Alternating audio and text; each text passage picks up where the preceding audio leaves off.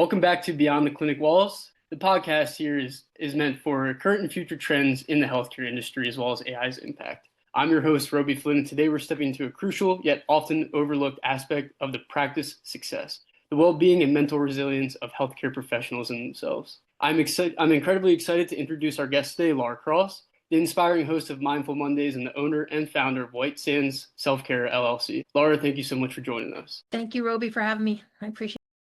Laura, could you tell us a little bit more about Mindful Mondays as well as White Sands Self-Care LLC? Yeah. To me, Mindful Mondays with Laura Cross is more than a TV show. It's it's an intentional space where people can feel seen, heard, and supported without judgment, which to me, that's an extremely important part of that. But it's where real conversations, happen. And it's around healing, growth, transformation, and it's where we connect people to holistic tools, resources, and other experts that can help them that truly changes their lives. And so for me, White Sands Self-Care is really the embodiment of that mission, but in action. So it provides people with practical, natural solutions, whether it's wearable technology, supplementation, mindfulness practices, but it's so they can take ownership of their own health and well-being. Together, I think together they both create, the awareness and the pathway to healing. Absolutely. What was your driving force behind your mission to bring self-care and mindfulness to individuals, particularly in demanding fields like healthcare? Yeah, well, between the loss of my husband and my fiance being there, I've been in plenty of hospitals, so I've seen some of that. But my driving force really came from witnessing how many people, especially in high demand fields like healthcare, are pouring from empty cups. And, it's not just that. There's so many people out there that I used to do it. I used to try and pour from an empty cup. It doesn't work. But really, they're conditioned to serve others, but rarely given the tools or permissions to, care for themselves. So I realized that if we didn't shift that pattern, that you're not just impacting individuals, but you're actually impacting entire systems. So it kind of became my mission for creating spaces and solutions where self-care isn't a luxury, it is a necessity. And I think it's a responsibility. That's great. From your perspective, what are the most common signs of burnouts in healthcare leaders, individuals, mom, dad in a family, a new family, what have you? All of them. From mostly what I've seen is, it often shows up as like chronic exhaustion, emotional detachment. People get irritable, they get the brain fog, they can even get the physical symptoms like inflammation or weakened immunity. And it kind of amazes me because some people don't even necessarily relate that to, burnout. But one of the biggest signs of the disconnection is that I see is the disconnection. People have lost touch with why they started in the first place, or stopped loving what they do, or they just don't realize why they started it in the first place. In terms of when you think of self-care and mindfulness, most people often push that to the bottom of their priority list, especially for people like busy medical professionals. Do you know why they do this, and why do you think that's important for them to not do this? Because many professionals or people in general have been conditioned to equate it self-care with selfishness or weakness. And it's also the belief that they think that I'll take care of myself later, but then that later never comes. So the system has been kind of designed to reward people for productivity over well-being.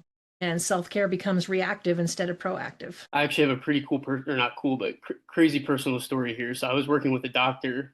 This is probably about a few months ago. And we were running this procedure called a TEE, which is a transesophageal echocardiogram. And this doctor works a lot, lots of office hours, lots of procedure hours. And in the middle of the procedure, he got very sweaty and passed out right in the middle of it. And we got him to, everything was okay. He was totally fine. And we're like, hey, I think you should go get treated. And he said, nope, I'm good, and went back to his office and kept working. So if that doesn't show you people pushing themselves to the max, not really putting forth their own health in their profession, then I don't know what does. No, they do. And it really shows up in so many different ways. And unfortunately, that's kind of my platform too, is where I would like people to recognize it and take steps beforehand, because that's what happens is people do that, tragedy strikes, and then it's like the whole world is stopped. Now they don't have a choice. Right. And you have to take care of yourself. If they're lucky to survive it. Right. Yeah. How does untreated burnout or lack of self-care ultimately impact medical practice, individuals, healthcare leaders, not just in terms of individual well-being, but also in patient care, staff retention, and overall practice success? Yeah, it impacts everything.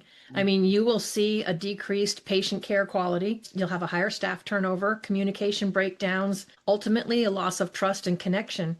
Because when you're pouring from an empty cup and you can't be there. But when leaders and teams are burned out, then they can't fully show up. And it's a ripple effect. It touches every patient interaction. It touches every business outcome. It can affect your family. So, I mean, it's just a whole ripple effect that goes right down the line.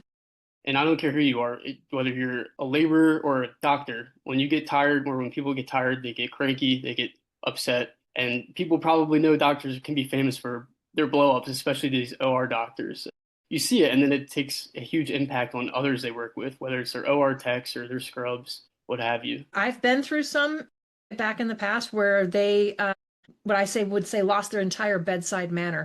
Yeah. And it was like, yeah, okay, not coming back. I'll find somebody else. But, Mhm. and it was probably stress and frustration. Of course, I didn't see it as that at the time. I mean, it was when I had to get spinal injections in my spine.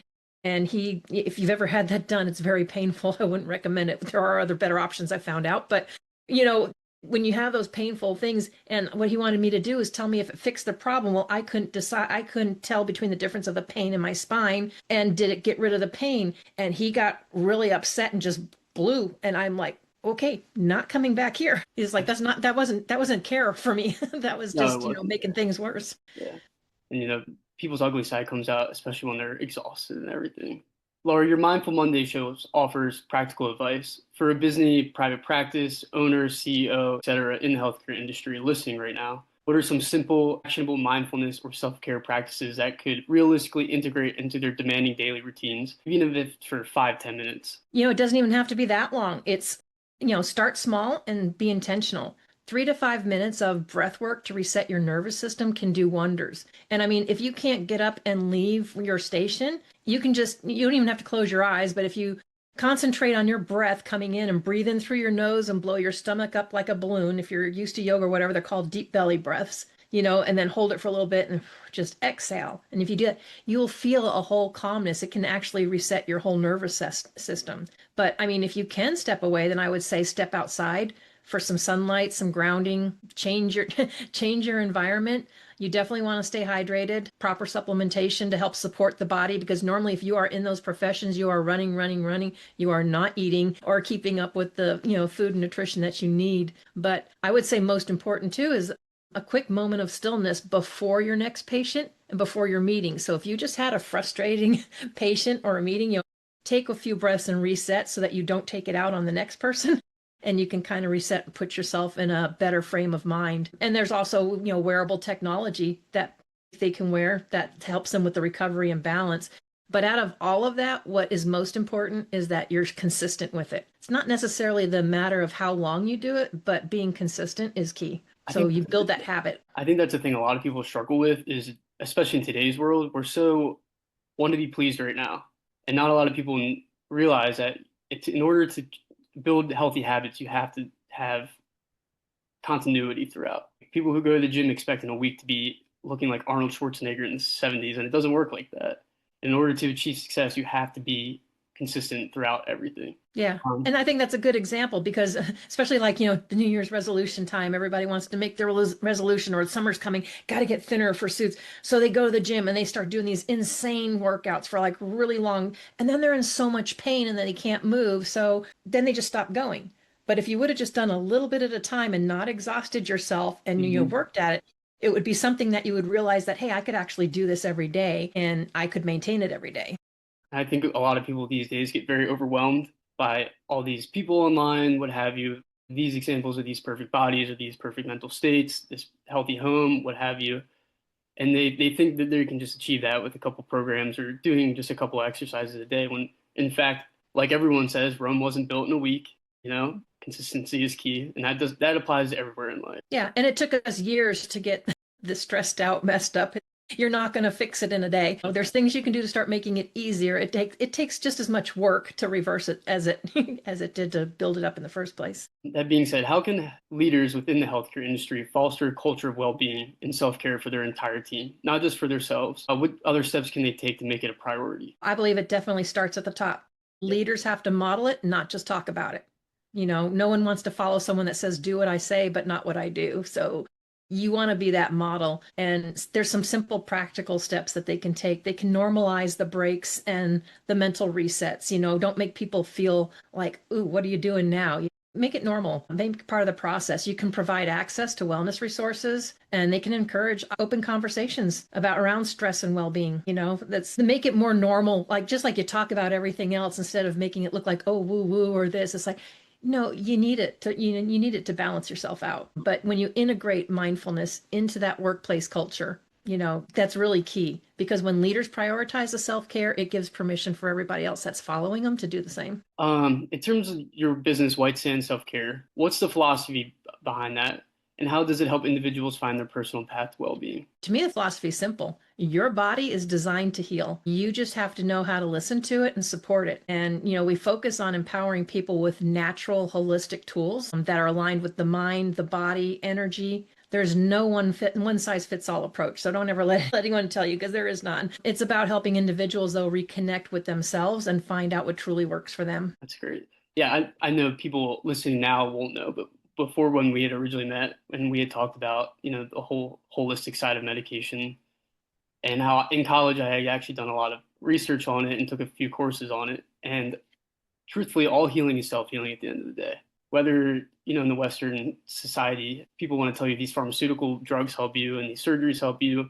Well, at the end of the day, your body is still doing what it needs to do. Yeah. There's a lot more information coming out, especially recently, on how the body is doing those things to isolate these problems and how a lot of Western medication just masks the symptoms. So I think that there is a lot of more exposure in this type of the healthcare industry that needs to be done so that people can realize and stop, turn their brains off to the commercials that they watch on television and go outside and listen to nature and what it has to offer. Yeah, or stop watching the pictures of this joyful person jumping around and pay attention to the whole long list of side effects that they just listed off there. I'm like, okay, no, I will stick with what I have. I'll figure it out because I really don't need any of that. But yeah, but it's kind of like a misdirect because you're supposed to just focus on this person being happy and who doesn't want to have that? But you don't pay attention to what's in the small print and what they're rattling off at warp speed to say, what the potential causes are, and that's not even all of them. So yep, it is wild to me how people just so tunnel vision these days believe in some of these. We were trained, we were conditioned to do that.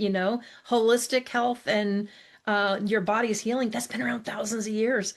We didn't do all that, but when you got trained to be one way, we started giving up our right to choose and we just blindly followed. And now people are starting to wake up, I believe, and starting to go back and embrace what's possible for them. I definitely am starting to see the paradigm shift a little bit, especially still being exposed in the healthcare industry. A lot more people questioning these medications and just blindly saying, okay, doc, I trust you. Yeah. I mean, like I've talked to neurologists and stuff that have come out because they were taught in school, like neuropathy for your feet, that it's so bad. Once your nerves are damaged, there's nothing you can do. Mm-hmm. And that's not true. They can regenerate, but see, that's what they're taught. And so that's what a lot of them are telling. But then you have neurologists that say, no, they were taught us that, but I know it's wrong because I've seen it and this is possible. So it's coming around. It's going to take time, but it's coming around. I love it. Yeah. And the more access to information we have, the more exposure we have, and the more we can just educate ourselves at the end of the day. Education is key. Yeah. Be open in education. Yep. Always, always, always educate yourself. It never stops. Yeah. Getting back to it, how does a team that prioritizes self-care and mindfulness translate into better patient care and more successful, thriving practice? Are you able to connect the dots between individual well-being and organizational success that you've seen in your experience? Well, I think, when individuals are regulated, they're present, they're energized, they're going to make better decisions. Communications are going to be more effective. You're going to build stronger relationships. And to me, that leads to better patient outcomes. You can have stronger team dynamics, increased retention. It's just more sustainable for a thriving practice, really. But self-care really isn't separate from success. It's the foundation of it. And when you look at it that way, it can change a lot. They say all humans have vibrations, right? And the people, is it that vibrate at a lower frequency or more calm, collected, cool? Is that correct? No, I would say a higher frequency. Higher frequency, okay. Higher frequency. When you're a low frequency, you're normally in the pity pool, everything's happening to me, not for me. When you're at a higher vibration, things are happening for you and you're more calm, things don't bother you. So yeah, low is normally the people that are spiraling and struggling and kind of staying in the whole pity pool part. And it's wild how quickly you can pick up on that within seconds of meeting someone. It's you can, and then yeah, people don't necessarily realize it. They don't stop to think as to why when they walked in this room, do they suddenly just feel like, okay, I need to leave.